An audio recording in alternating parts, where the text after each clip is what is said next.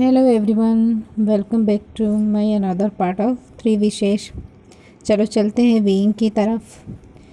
Being को याद आता है कि उसकी एक तीसरी विश बाकी है, लेकिन वह यह भी सोच रहा था कि अगर वह तीसरी विश मांग लेता है तो उसके बाद क्या होगा।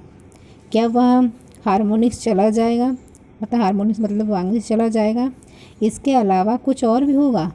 अब बीइंग यही सोच रहा था कि इसके आगे क्या होने वाला है, तभी उसे याद आता है कि उस बॉक्स में कुछ पत्र जैसा रखा था। तो जल्दी से उस बॉक्स के पास जाता है जो उसे नदी के किनारे मिला था। तो उस बॉक्स को ओपन करता है जिसमें एक पत्र मिलता है जिसमें लिखा था, अगर जो भी व्यक्ति उस हारमोनिक्स से 3 विश मांग लेता है तो वह उस बॉक्स में ही कैद हो जाएगा और उसमें उस बॉक्स में रहा हारमोनिक्स वो आज़ाद हो जाएगा। जो हारमोनिक्स है वो ह्यूमन फॉर्म में है जिसका नाम वांगजी है।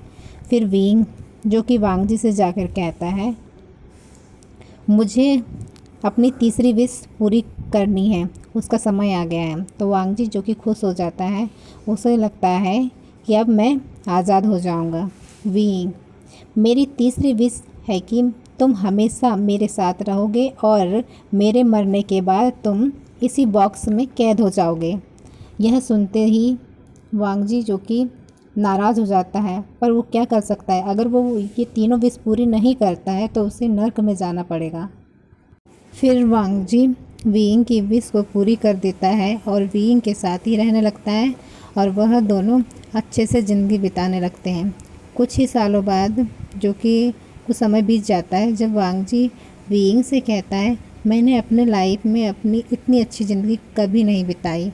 अब भले ही बॉक्स के अंदर चले जाऊं, पर कोई प्रॉब्लम नहीं है, इसी यादें के ज़रिए मैं उस बॉक्स में रह सकता हूँ। तभी बीइंग स्माइल करता है और कहता है कि कोई रास्ता नहीं है, जब मैं मर जाऊँ तो तुम भी आज़ाद हो जाओ। तो वांगजी कहता है, नहीं, पर एक रास्ता है, पर शायद वो मुमकिन नहीं है कहकर वांगजी चुप हो जाता है। पर क्यों, ऐसा बीइंग कहता है, क्योंकि वो नहीं बताता। मैं ये अपना जो अलग रास्ता है, जो दूसरा रास्ता मैं नहीं बता सकता, वो अपने आप ही कुछ रीज़न से वो रास्ता अपने आप निकल आएगा।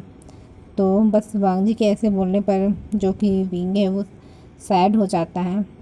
पर कोई नहीं, जब तक है हम तब तक तो साथ रह सकते हैं।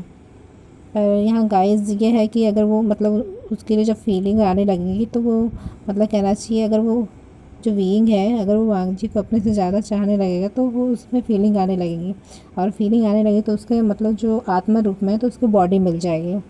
तो चलो चलते हैं।